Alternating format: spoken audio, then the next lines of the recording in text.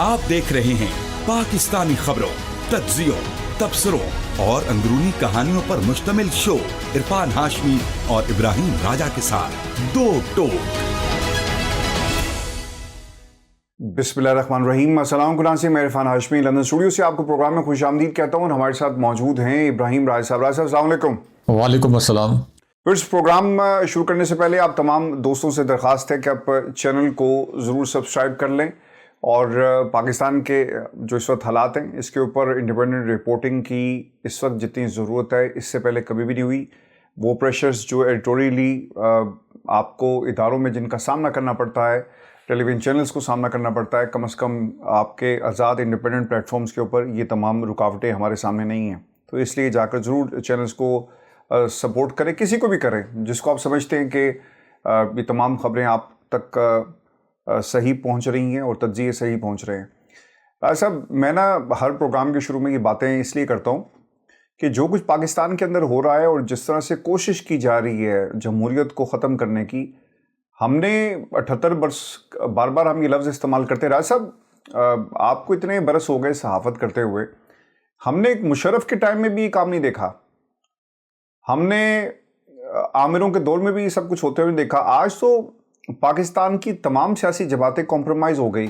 पहले ये हुआ करता था कि अगर आमिर आपके ऊपर हुकूमत कर रहा है तो वो आइन को मुअत्तल करके आपके ऊपर हुकूमत करता है, अदालतों के जजेस को घर भेज कर। यही सब कुछ हुआ, इमरजेंसी और सब हमने जो भी मुल्क के अंदर मुशर्रफ साहब के दौर में ख़ास तौर पे देखा। लेकिन अब तो यहाँ पर लोग बाजू मजबूत करने की बात कर रहे हैं कि हमने बाजू मजबूत कर रहे हैं और मीडिया मुकम्मल कंट्रोल हो गया और सही अक्कासी नहीं हो रही। Having said that, Gilgit Baltistan में 4 सर्वेज़ राय साहब आए हैं और इन सर्वेज़ में इमरान खान की जीत का पैगाम है। बड़े बड़े बुर्ज कल हमने लिखा था कि उलट गए, अब ये कन्फर्मेशन भी आ रही है। और राय साहब, पुलिस, पंजाब पुलिस पहुंच गई है गिलगित बल्तिस्तान में जहां पर शिकायतें भी मौसूल हो रही हैं और नौजवान गिलगित का, हुंजा का ख़ास तौर पे उन्होंने कुछ पैगामात भी दिए हैं। इसके साथ साथ कश्मीर के हालात भी हमारे सामने और वहाँ भी अवामी एक्शन जो कमेटी थी उसको इन्होंने कलअदम करार दे दी है। जो भी एंटिटी, जो भी फ़र्द पाकिस्तान में जमहूरियत की बात करे, अपने हकूक़ की बात करे, उसके साथ यही सलूक होता है। राय साहब, गिलगित बल्तिस्तान के अंदर तकरीरें बिलावल जरदारी कर रहे हैं और उन्होंने जो तकरीरें की और फिर शफी जान साहब की जो आज इमरान खान की रिहाई के हवाले से जो कैंपेन है, लेकिन हम आगाज़ करेंगे बिलावल की तकरीर से। पिछली दफ़ा वो ये कहते हैं कि पिछली दफ़ा भी आपने हमें जितवाया था लेकिन उस वक्त हालात कुछ और थे, आपके वोट पर डाका डाला गया। इस बार आपको फॉर्म 45 का बंदोबस्त करना है, हम आपके साथ नाइंसाफ़ी नहीं होने देंगे। 3 नाम रखे, एक नाम आसफा का, दूसरा गिलगित बल्तिस्तान का और तीसरा खैबर पख्तूनख्वा का रखा सदर आसिफ अली जरदारी ने। ये लोग जीबी में सदर जरदारी को बुरा भला कहकर वोट मांग रहे हैं। तहरीक इंसाफ वालों को खैबर पख्तूनख्वा में हुकूमत है मगर वो वहाँ काम नहीं करते। वो कहते हैं कि हमारा एक ही काम है कि हमने कैदी नंबर 804 को आज़ाद करवाना है। हम पीटीआई के कारकुनों को भी दावत देते हैं कि वो अपना सोचें, पीपल्स पार्टी को वोट दें। अच्छा, ये सही वैसे तरीका है मांगने का राय साहब, कि इससे बेहतर तरीका हो सकता था मांगने का वोट?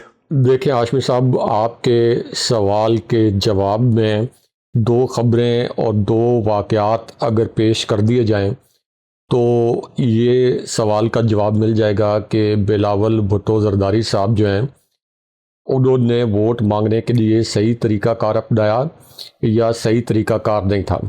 नंबर 1 तो जो उन्होंने बात की कि केपी में काम करने के बजाय इनकी तरजीह ये है कि इमरान खान साहब को रिहा करवाया जाए और केपी में काम नहीं कर रहे, तो ये एक मफरूज़ा है, एक नैरेटिव गढ़ा गया है। केपी की गवर्नेंस जो है जब से तहरीक इंसाफ इक़्तिदार में आई है ग्रेजुअली बेहतर होती चली आई है और केपी का जो सूबा है इसके जो डायनामिक्स हैं ये पंजाब से और सिंध से इंटायरली डिफरेंट है। पंजाब और केपी के डायनामिक्स इसलिए डिफरेंट हैं कि जो आपका केपी है इसके अंदर अब साबिक फाटा भी इसके अंदर जम है और उसके बाद ये केपी, पूरा केपी और साबिक फाटा जो इसके अंदर जम है ये दहशतगर्दी से हमेशा मुतासर रहा है और ये सूबा एक ऐसा सूबा है यहाँ बहुत पसमानदगी रही है। ये सूबा ANP की लूट मार का शिकार रहा है। ANP की जब हुकूमत थी تو ان کی حکومت کو ایزی لوڈ کہا جاتا تھا، یعنی اس قدر کرپشن تھی کہ ان کی حکومت کو ایزی لوڈ کہا جاتا تھا۔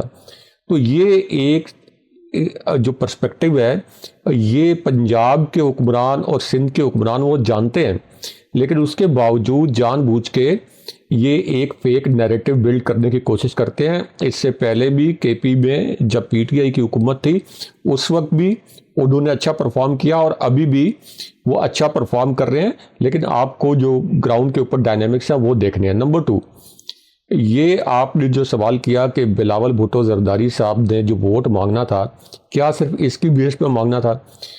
جب کہیں کیمپین ہوتی ہے تو ووٹ کس کی بنیاد پہ مانگے جاتے ہیں؟ اپنی پرفارمنس کی بنیاد پہ۔ ان کے پاس سندھ کا صوبہ ہے، آج سے نہیں ہے، پچھلی حکومت میں بھی سندھ کا صوبہ ان کے پاس تھا، اس سے پچھلی حکومت میں بھی سندھ کا صوبہ ان کے پاس تھا، ہسٹوریکلی سندھ کا صوبہ ان کے پاس رہا ہے۔ تو ان کو یہ چاہیے تھا کہ یہ بتاتے کہ سندھ میں ہم نے یہ انقلابی اقدامات کیے ہیں، سندھ کے اندر جو ایک شہری علاقہ ہے کراچی، اس کو ہم نے پیرس بنا دیا، وہاں جو سارا سڑکوں کا نظام، مواصلات کا نظام، جو بسوں کی آمد و رفت، ٹرانسپورٹ کا نظام، ریونیو کا نظام، وہ ہم نے مکمل طور پر درست کر دیا ہے۔ ہم نے اندرون سندھ سے جو غربت ہے اس کو ختم کر دیا ہے، وہاں ہم نے بڑے بڑے تعلیمی ادارے قائم کر دیے ہیں، بہت بڑے بڑے میڈیکل ہاسپٹلز جو ہیں یہ اراؤنڈ دا سندھ ہم نے قائم کر دیے ہیں۔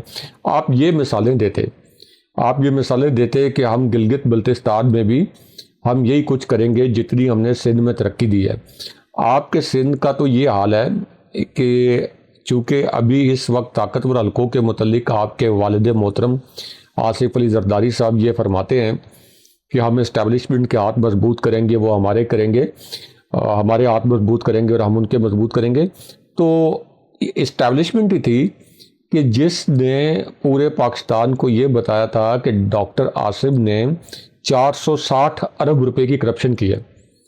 جب ان پر چھاپے مارے جا رہے تھے، یعنی ان سے ریلیٹڈ لوگوں پر، اور نیب جب کارروائی کر رہا تھا تو ان چھاپوں کے اندر رینجر شامل تھے، اور ایک وقت ایسا آ گیا تھا کہ مسلم لیگ نون جب برسر اقتدار تھی تو مسلم لیگ نون اور پیپلز پارٹی میں بڑی دراڑ پڑ گئی تھی۔ چودھری نثار علی خان وزیر داخلہ تھے، تو چودھری نثار علی خان صاحب کو یہ سمجھا جاتا تھا کہ کیونکہ ان کا ایک فوجی گھرانے سے بھی تعلق ہے، ایک سیاسی گھرانے سے بھی، اور اتنا ہی ان کا فوجی گھرانے سے بھی، کیونکہ ان کے جو بڑے بھائی تھے وہ ایک جنرل رہے، پھر سیکرٹری دفاع رہے، تو وہ سمجھا جاتا تھا کہ یہ سب کچھ اسٹیبلشمنٹ کے کہنے پر چودھری نثار علی خان صاحب کر رہے ہیں، اور نون لیگ جو ہے اور میاں نواز شریف اس کے اوپر مزاحمت نہیں کر رہے۔ تو اسٹیبلشمنٹ نے ہمیں بتایا تھا کہ 460 ارب روپے جو ہیں یہ ڈاکٹر آصف نے آصف علی زرداری کی جو لوٹی دولت ہے، جو کہ قومی خزانوں سے لوٹی گئی ہے، یہ 460 ارب روپے فرنٹ مین کے طور پر ڈاکٹر آصف استعمال ہوئے ہیں۔ پھر وہ منظور کاکے جو کہ رفائی پلاٹ یعنی فلائی پلاٹ وہ بھی چٹ کر گئے، تو اس کے متعلق ایک پوری طویل فہرست ہے، عدالتی فیصلے موجود ہیں، نیب کے ریفرنسز موجود ہیں۔ تو ایک طرف تو آپ کی گورننس کا یہ حال ہے، اور ابھی بھی آپ کی گورننس کا یہ حال ہے کہ وہی اسٹیبلشمنٹ جس کے آپ کہہ رہے ہیں کہ ہم نے ہاتھ مضبوط کرنے ہیں، وہ تو لوگوں کو خبریں دے رہے ہیں کہ 18ویں ترمیم میں جو آپ کا مالیاتی ایوارڈ ہے NFC ہے، اس کے کچھ حصے کو انڈو کرنا ضروری ہے، کیونکہ اکاؤنٹیبلٹی کوئی نہیں ہے، اس کا استعمال ٹھیک نہیں کیا جا رہا، اور 18ویں ترمیم کے اوپر مزاحمت جو ہے وہ پیپلز پارٹی کہتی ہے کہ ہم مزاحمت کریں گے اور یہ صوبوں کا حق ہے۔ تو اس کا مطلب ہے کہ اس وقت موجودہ اسٹیبلشمنٹ بھی آپ کی گورننس سے خوش نہیں ہے، اور پچھلی اسٹیبلشمنٹ کا تو ہم نے آپ کو حال احوال بتا دیا کہ وہ آپ سے کس قدر ناراض تھی، یا آپ کی گورننس کے اوپر ان کے کتنے تحفظات تھے۔ اب ہم یہ نہیں کہہ رہے کہ اس وقت جب 460 ارب روپے کے الزامات لگائے گئے تھے وہ درست تھے یا نہیں تھے، لیکن لگے تھے نا الزامات، اور کس نے لگائے تھے؟ اسٹیبلشمنٹ نے، رینجر نے چھاپے مارے تھے۔ تو آپ ذرا اپنا پرفارمنس کیا کوئی کمپیریزن دیتے کہ یہ ہماری پرفارمنس ہے، اس بنیاد پہ ہمیں ووٹ دیں۔ آپ تو وہاں پہ ایک فکس میچ کھیل رہے ہیں نون لیگ کے ساتھ مل کے، جو طاقتور حلقوں کے نمائندے صحافی سمجھے جاتے ہیں، وہ تو کھل کے کہہ رہے ہیں کہ پی ٹی آئی کو میدان سے باہر کر دیا جائے گا، باہر کیا جا چکا ہے، کیمپین نہیں کرنے دی جائے گی، اور نون لیگ اور پیپلز پارٹی یہ مل کر حکومت بنائیں گے. یہ کہا جا رہا ہے کہ پیپلز پارٹی کو لازمی طور پر اکاموڈیٹ کیا جائے گا. یہ ان کے جو قریبی صحافی ہیں وہ یہ کہہ رہے ہیں. تو اس کا مطلب ہے کہ وہاں پہ تو آپ پھر یہ خانہ پوری کر رہے ہیں، نتائج تو پہلے ہی پھر مرتب ہو گئے ہیں، اور آپ کو اس کے اوپر سیاسی لحاظ سے کوئی ذرا سی شرم بھی نہیں آتی. دوسرا کہ عمران خان صاحب کی رہائی کے لیے جہاں آپ تحریک کی بات کر رہے ہیں، بھٹو صاحب کو جب قید کیا گیا تھا اور جنرل ضیاء الحق نے ان کو جب پھانسی کی سزا سنوائی، عدالتوں کو مینیج کیا، ججز کو مینیج کیا، تو بھٹو صاحب کی رہائی کے لیے کتنی تحریکیں چلیں؟ بالکل چلیں تحریکیں، خود سوزی کی تحریکیں بھی چلیں. پرویز رشید جو ہے، پرویز رشید یہ پہلے پیپلز پارٹی کا حصہ تھے، یہ پیپلز پارٹی کا حصہ تھے اور یہ انڈر گراؤنڈ ہو گئے تھے اس وقت. خود سوزی کی جو تحریکیں چلی ان میں ان کا بھی کردار تھا، اور ان کو فوجی عدالت نے سزا سنائی. اور پھر جب بینظیر بھٹو صاحبہ واپس آئیں جلا وطنی کاٹ کے، تو اس وقت پھر پرویز رشید کی فوجی عدالت سے جو سزا تھی وہ تو انہوں نے ختم کروائی، لیکن پرویز رشید کو واپس اپنی پارٹی میں نہیں لیا. اور اس کی وجہ یہ ہے کہ چونکہ ایک ارینجمنٹ تھا کہ ٹھیک ہے اب بینظیر بھٹو صاحبہ واپس آئی ہیں، ان کا ایک بہت بڑا استقبال ہوا تھا، تو ٹھیک ہے کہ بینظیر بھٹو صاحبہ کو ان کو بھی کمپرومائز کر کے یہ کہا جائے کہ ٹھیک ہے آپ نے کچھ باتیں ہماری ماننی ہیں، کوئی ایک دو باتیں ہم آپ کی مان لیں گے. اسی طرح آپ لوگوں نے تو آصف علی زرداری کی رہائی کے لیے بھی تحریکیں چلائی ہیں. تو عمران خان صاحب جو پاکستان کے سب سے بڑے اور سب سے مقبول لیڈر ہیں، ان کی رہائی کے لیے تو ہم تو کہتے ہیں کہ تحریک انصاف کی قیادت ان کی رہائی کے لیے جس طرح کی تحریک چلنی چاہیے تھی وہ انہوں نے نہیں چلائی، وہ چلنی چاہیے تھی، اس طرح کی تحریک نہیں چلی. لیکن بہرحال coming back to the election, تو اس الیکشن میں اگر فری اینڈ فیئر الیکشن ہو جائے، اگر صاف شفاف الیکشن ہو، تو ان کے ساتھ وہی ہوگا جو 8 فروری 2024 کے الیکشن میں ہوا تھا. لیکن اصل ایشو یہ ہے کہ یہ پہلے سے طے کر لیا گیا ہے کہ کس پارٹی کو کتنا حصہ دینا ہے، اور تحریک انصاف کے متعلق فیصلہ اسٹیبلشمنٹ کے قریبی صحافیوں نے سنا دیا ہے کہ تحریک انصاف کو یہاں سے نہیں جیتنے دینا. ناصب آپ ٹھیک کہہ رہے ہیں، تحریک انصاف کے خلاف بھی فیصلہ اور پھر بلاول کی تقریریں، لیکن ایک جملہ بڑا انٹرسٹنگ تھا، انہوں نے نا جہاں پہ ایک دوسرے کو تانا دے رہے ہیں کہ بارش آتا ہے، مطلب چھچوری باتیں ہو رہی ہیں اور ایک دوسرے کی نقلیں اتاری جا رہی ہیں، کسی کے پاس کوئی منشور نہیں، کسی کے پاس کوئی ایجنڈا نہیں ہے، یہ بات ہے. لیکن صاحب ایک سینٹیمنٹ ایسا لگتا ہے، میری آج نا گلگت میں کچھ 7 سے 8 اضلاع میں مختلف جو ہمارے پرانے دوست ہیں رپورٹرز، لوکل رپورٹر، ان سے میری بات ہوئی تو وہ یہ بتاتے ہیں کہ یہ 5 سال کے بعد آپ کو پتہ ہے حاجپی صاحب اسی طرح تماشا لگتا ہے، لوگوں کا سسٹم سے اعتبار اٹھ گیا ہے.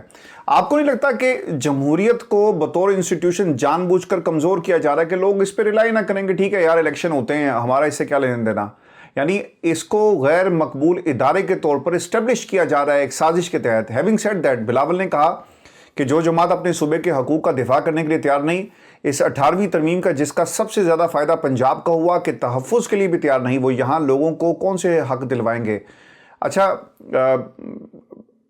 بجٹ پاس ہوگا، بجٹ سے پہلے الیکشن کے نتائج آئیں گے، اور پھر بجٹ، اور پھر اس کے بعد 28ویں ترمیم، تو یہ اسٹیپ بائی اسٹیپ آگے بڑھیں گے کہ ان کو سسٹم میں کیا کچھ ملتا ہے، تقسیم ایک مخلوط حکومت بنے گی، کیا کیسے دیکھ رہے ہیں آپ اس کو؟ 18ویں ترمیم کا یہ دفاع کر پائیں گے؟ اور دوسرا جو میرا پہلے والا سوال تھا ایسا جمہوریت سے ریلیٹڈ، دیکھیں 18ویں ترمیم کے متعلق تو اسٹیبلشمنٹ نے مبینہ طور پر جو خبریں آگے مختلف صحافیوں کے ذریعے میڈیا کے اندر اور سوشل میڈیا کے اندر لے کے آئے ہیں، اس سے تو یہ ظاہر ہے کہ اسٹیبلشمنٹ 28ویں ترمیم لے کے آئے گی اور 18ویں ترمیم کے بہت سے حصوں کو انڈو کر دیا جائے گا.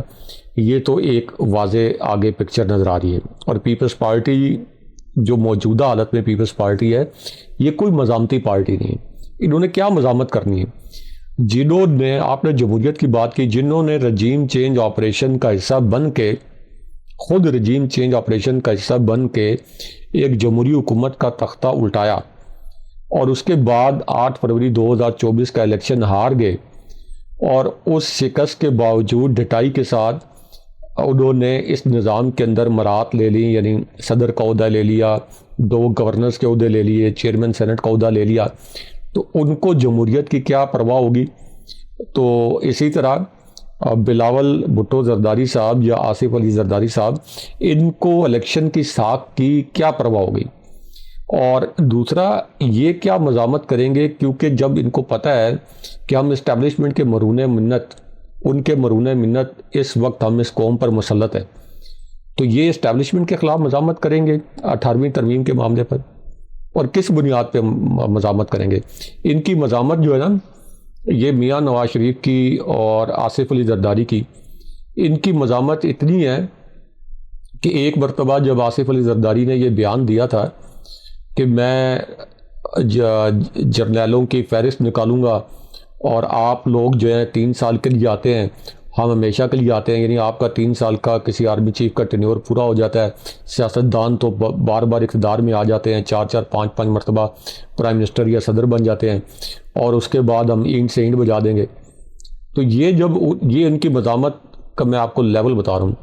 اس کے بعد یہ دبئی چلے گئے تھے، اور دبئی جانے سے پہلے اسی اسٹیٹمنٹ کے بعد ان کی میاں نواز شریف سے ملاقات طے تھی، اور ایک جو کھانے کے اوپر یہ ملاقات طے تھی، اور میں نے خود جب دنیا ٹی وی اسلام آباد کا جب میں بیورو چیف تھا، خورشید شاہ صاحب کا جب میں نے انٹرویو کیا تو انہوں نے اس کی تصدیق کی، اور انہوں نے بڑے مسکراتے ہوئے طنزاً کہا، انہوں نے کہا یہ نون لیگ نے کیا مزاحمت کر دی ہے، اور جس دن آصف علی زرداری صاحب نے یہ بیان دیا، پہلے سے طے شدہ کھانے کا پلان جو آصف علی زرداری کے ساتھ تھا میاں نواز شریف کا، انہوں نے کینسل کر دیا، اور یہ بھی بادر نہیں کیا کہ خود معذرت کر لیں یا خود کال کر لیں، اسٹیبلشمنٹ سے ڈر کے اپنے سٹاف سے فون کروا دیا کہ کھانے کا پروگرام کینسل ہے۔ اس طرح تو گلی محلے میں جو دوست یار ہیں وہ بھی اس طرح کوئی پروگرام ہو تو اس طرح کینسل نہیں کرتے۔ تو یہ اور اس ڈر سے کہ اگر آصف علی زرداری کے ساتھ بیٹھ کے کھانا کھا لیا تو اسٹیبلشمنٹ جو ہے مجھ سے بھی ناراض ہو جائے گی۔ تو یہ ان کی مزاحمت کا لیول ہے یہ، اور ان کی مزاحمت کا لیول وہ بھی ہے کہ جہاں مریم نواز صاحبہ سے ایک سوال پوچھا گیا تھا کہ آپ تو ووٹ کو عزت دو کا نعرہ لگاتے تھے، جناب باجوہ کے متعلق نعرے لگاتے تھے، تو کیا وہ پالیسی قائم ہے؟ تو انہوں نے زیر لب مسکراتے ہوئے کہا کہ نیکسٹ کویسچن۔ تو اس کا مطلب ہے کہ انہوں نے مان لیا کہ ووٹ کو عزت دو کا جو نام نہاد ہم نے نعرہ لگایا تھا وہ ہم نے فوجی بوٹوں کے تلے ہم نے رون دیا ہے، اور اب انہی فوجی بوٹوں کے اوپر ہم گرے ہوئے ہیں، پوری نون لیگ اور پوری پیپلز پارٹی۔ تو ان سے آپ جمہوریت کی ساکھ اور الیکشن کی ساکھ کے متعلق ہم کیا سوالات کر سکتے ہیں یا کیا توقع کر سکتے ہیں؟ اچھا، ویسے اب تو رائے صاحب ہمیں بھی بات کرتے ہی شرم آنے لگ گئی ہے کہ ہم کن لوگوں کے اوپر، یہ تو تنقید کے قابل بھی نہیں ہے۔ رائے صاحب، پاکستان کے جو حالات ہیں نا، سیاستدان کا اس میں بہت بڑا ہاتھ ہے۔ جب وہ مدد مانگتا ہے نا عوام سے نہیں جا کر کہیں اور سے، تو پھر نتیجہ یہی نکلتا ہے۔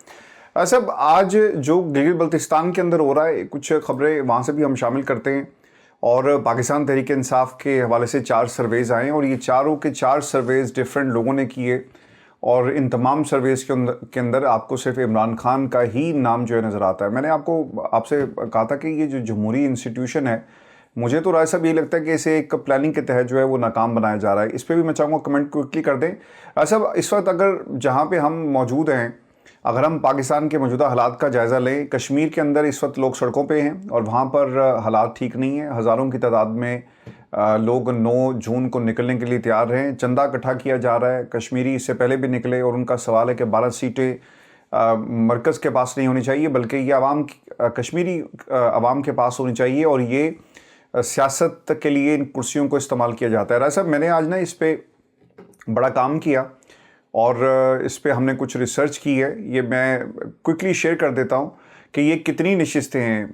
جموں مہاجرین کی 6 نشستیں، جھنگ میں ایک رائے صاحب ہے نشست ہے، ایک گجرانوالہ میں نشست ہے، ایک سیالکوٹ میں ہے، ایک نارووال میں ہے، گجرات میں ہے، راولپنڈی میں، اٹک میں، اور پھر اس کے ساتھ ساتھ جو ایک اور سندھ کے اندر ایک نشست ہے، پھر لاہور میں بھی ایک نشست ہے، رحیم یار خان راولپنڈی شہر میں بھی ہے، مری کے اندر بھی ایک ہے، کے پی میں بھی ایک نشست ہے۔ رائے صاحب، ان نشستوں کا کیا فائدہ ہوگا کشمیر کو، کہ جہاں پر جن مہاجرین کا ووٹ ہے؟ آپ کو لگتا ہے کہ ایک ایسی جماعت، ایک ایسا اکٹھ اسے کہا جائے، ایک ایسا جنونیوں کا ٹولہ یا ایک ایسے عوامی لشکر کی ہم بات کر رہے ہیں جن کے ساتھ حکومت بیٹھ کر بات کر رہی تھی کہ آؤ بیٹھو بات کرو، اپنے مطالبات ہمارے سامنے رکھو اور ہم تمہارے مطالبات کے اوپر جو ہے وہ کوئی نہ کوئی پرپوزل پیش کریں گے، کوئی حل نکالیں گے۔ راز صاحب 38 میں سے 35 یا 34 جو تھے وہ مطالبات تسلیم کر لیے گئے، اور اس کے بعد اس عوامی جو پلیٹ فارم ہے ایکشن کمیٹی، اس کو کلعدم قرار دے دیا گیا۔ جو پنجاب میں ہم نے لبیک والوں کے ساتھ ہوتے ہوئے دیکھا کہ وہ فلسطین کی بات کر رہے تھے، جو ہم نے پاکستان تحریک انصاف کے ساتھ پورے ملک میں ہوتے ہوئے دیکھا، جو کام نون لیگ نے پنجاب میں تحریک انصاف کے ساتھ کیا، لبیک کے ساتھ کیا، راز صاحب پیپلز پارٹی وہ کشمیر میں کر رہی ہے اور نوٹیفیکیشن آ گیا۔ کتنا خطرناک ہے؟ کے پی میں آپ لوگوں کو حقوق نہیں دیتے، وہاں پہ آپریشن ہو رہا ہے۔ پنجاب کے اندر سیاسی جماعتیں احتجاج نہیں کر سکتی، ان کے خلاف کریک ڈاؤن ہے، ہر ایس ایچ او کو لسٹیں دے دی گئی ہیں تحریک انصاف کے، جو نکلے گا اسے پکڑو، اور یہ ثواب کا کام سمجھتے ہیں۔ ترقی کی بات کریں تو وہاں پر تحریک انصاف کے کیسز یہ پیش کر کے ترقی کا معیار پاکستان میں بتایا جاتا ہے، اپنی پروگریس رپورٹ ہمیں دکھاتے ہیں۔ کشمیر کے اندر راز صاحب کتنے محاذ کھولیں گے یہ؟ بلوچستان میں امن کی بات کی تو جاتی ہے، لیکن وہاں پر امن ہمیں آتا ہوا نظر نہیں آ رہا۔ آج 60 لوگوں نے، راز صاحب کچے کے ڈاکو، 60 کچے کے ڈاکو ہیں جنہوں نے ہتھیار ڈال دیے اور انہیں قومی دھارے میں لے لیا گیا۔ آپ نے خبر پڑھی ہوگی 102 مقدمات میں مطلوب ڈاکو بیلو تریانی سمیت کچے کے 60 خطرناک ڈاکو نے ہتھیار ڈال دیے۔ یہ عمران خان سے بات نہیں کریں گے، فراریوں کو قومی دھارے میں شامل کر کے ان سے بات کریں گے، جو سیاست میں حصے دار بن جائے۔ بلوچستان میں باقاعدہ کہا گیا کہ آپ آئیں عملی سیاست کریں، ہم آپ کو ویلکم کریں گے، لیکن عمران خان سے ان کو ڈر لگتا ہے۔ جس طرح ایران سے امریکہ کو ڈر لگتا ہے، اسی طرح عمران خان سے نظام کو ڈر لگتا ہے۔ رائے صاحب اچھا نہیں، اس کا تو کوئی کمپیریزن نہیں ہے، لیکن دوسرا میں آپ کو بتا دوں کہ جو آپ نے دلچسپ خبر سنائی کہ کچے کے ڈاکو، تو 300 ڈاکو ایسے بھی ہیں جو پکے کے ڈاکو ہیں۔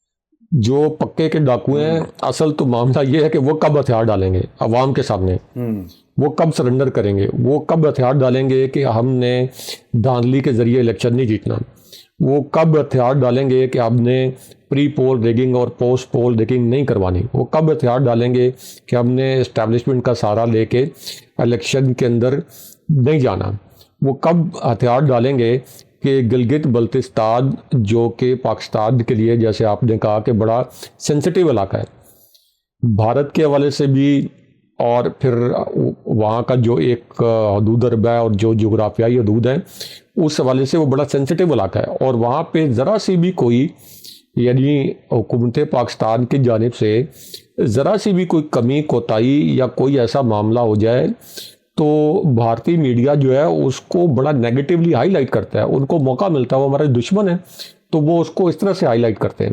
اسی طرح آزاد کشمیر کے اندر وہ بھی ہماری ریاست کے لیے، فوج کے لیے، حکومت کے لیے، پاکستانیوں کے لیے، عام لوگوں کے لیے وہ بھی بہت سینسٹیو میٹر ہے، بہت حساس معاملہ ہے۔ اگر آپ آزاد کشمیر اور گلگت بلتستان میں بھی یہ سب کچھ کریں گے تو پھر ظاہر ہے کہ انٹرنیشنل لیول پر بھی جو ہمارا ایک درست کیس ہے، جو ہمارا ایک درست موقف پر مبنی ایک دعویٰ ہے، ہمارا کلیم ہے، ہمارا کیس ہے، جو شواہد کے ساتھ، دلائل کے ساتھ ہم جس پر بات کرتے ہیں، وہ آپ کا کیس کمزور ہو جاتا ہے۔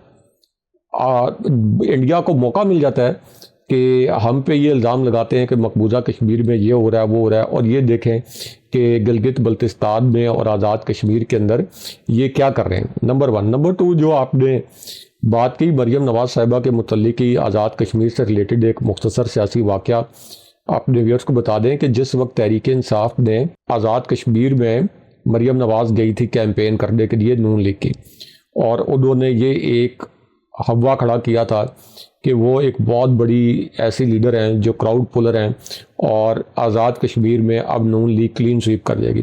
تو جس وقت وہاں پہ تحریک انصاف کی مقبولیت کو انڈرمائن کرنے کی انہوں نے کوشش کی، لیکن تحریک انصاف وہ الیکشن جیت گئی، اور الیکشن جیتی تو مریم نواز نے وہاں پہ ٹویٹ کیا، ایک ٹویٹ کیا، ایک لوکل مسئلے کے اوپر کوئی احتجاج ہو رہا تھا، اور اس میں انہوں نے ٹویٹ کیا اور یہ تاثر دیا کہ یہ پاکستان کے خلاف، ریاست پاکستان اور فوج کے خلاف احتجاج ہو رہا ہے۔ اپنی شکست کی شرمندگی کو، اپنی خفت کو مٹانے کے لیے انہوں نے اس کو اس وقت کی فوج کے خلاف احتجاج قرار دے دیا۔ اور وہ پھر ان کا جو ٹویٹ تھا وہ انڈیا کی ہیڈ لائنز میں چلتا رہا، انڈیا کی ہیڈ لائنز میں چلتا رہا کہ یہاں پہ دیکھیں نعرے کس قسم کے لگ رہے ہیں. یعنی مقبوضہ کشمیر میں تو مظالم کے خلاف جو بیچارے کشمیری ہیں وہ نعرے لگاتے ہیں. تو یہ ان کا لیول ہے کہ پرویز رشید صاحب کے متعلق اور نون لیگ کے متعلق اور میاں نواز شریف کے متعلق جو ہے نا، یہ کہا جاتا ہے کہ یہ جس وقت مشکل میں ہوں تو یہ آپ کے پیر پڑ جاتے ہیں، جب وہ مشکل ختم ہو تو یہ آپ کے گلے پڑ جاتے ہیں. تو اس وقت چونکہ ان پر تھوڑا سا مشکل وقت تھا، جو کہ ان کے اپنے پیچھے یا جو بھی ان کے سیاسی محرکات تھے اس کی وجہ سے، تو اس وقت یہ چاہتے تھے کہ ہم اسٹیبلشمنٹ کے گلے پڑ جائیں، اور جیسے وہ معاملات حل ہوئے تو یہ ان کے پیر پڑ گئے. تو یہ ان کی اصل سیاست ہے. اور کم سے کم نون لیگ کے لیے اور پیپلز پارٹی کے لیے آزاد کشمیر اور گلگت بلتستان کو دھاندلی کی یہ جو آگ ہے اس کے اندر نہیں جھونکنا چاہیے، ان کو فیصلہ کرنے دینا چاہیے. اس سے کوئی فرق نہیں پڑتا. کے پی میں بھی تو حکومت ہے نا تحریک انصاف کی. گلگت بلتستان میں یہ فری اینڈ فیئر الیکشن ہو، تحریک انصاف جیتے یا ہارے، فری اینڈ فیئر الیکشن ہو، تحریک انصاف نہیں جیتے گی تو کوئی مسئلہ نہیں ہے، نون لیگ اگر جیتے گی تو اس کو اس کا حق ملنا چاہیے. لیکن اس نظام کے اوپر لوگوں کا اعتماد جو آپ نے کہا کہ یہ ختم کر رہے ہیں وہ آلریڈی ختم ہو چکا ہے. اچھا، میں اس پہ ایڈ یہ کر دوں کہ پاکستان تحریک انصاف کے کچھ لوگوں پر بھی اعتماد ختم ہو گیا ہے.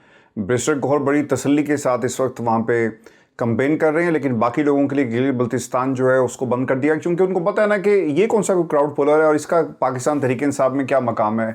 خیر، رائے صاحب، شفیع جان صاحب نے آج کچھ باتیں کی، اور پھر عمران خان کی رہائی کے حوالے سے رائے صاحب ہو یہ رہا ہے کہ ایک ڈاکٹرز کا جو گروپ ہے، جو انصاف ڈاکٹرز فورم ہے، وہ ان ایکشن ہے اور وہ پورے پاکستان میں اب کمپین چلائیں گے. لیٹس سی کہ اس کمپین کا کیا ہوتا ہے اور کس طرح سے عمران خان کی رہائی ممکن ہو سکتی ہے. وکیل فلاپ ہو گئے یہاں پہ، سیاستدان فلاپ ہو گئے یہاں پر، فرسٹ ایئر فلاپ ہو گیا، سیکنڈ ایئر فلاپ ہو گیا. جو کامیابی کی طرف بڑھتا ہے اس کو گرفتار کر کے جیل میں پھینک دیا جاتا ہے. جیل مینول کے مطابق عمران خان اور بشرا بی بی سابق خاتون اول ہیں، ان کو کلاس بی ملنی چاہیے جو آج تک نہیں دی گئی. شفیع جان نے پریس کانفرنس کی.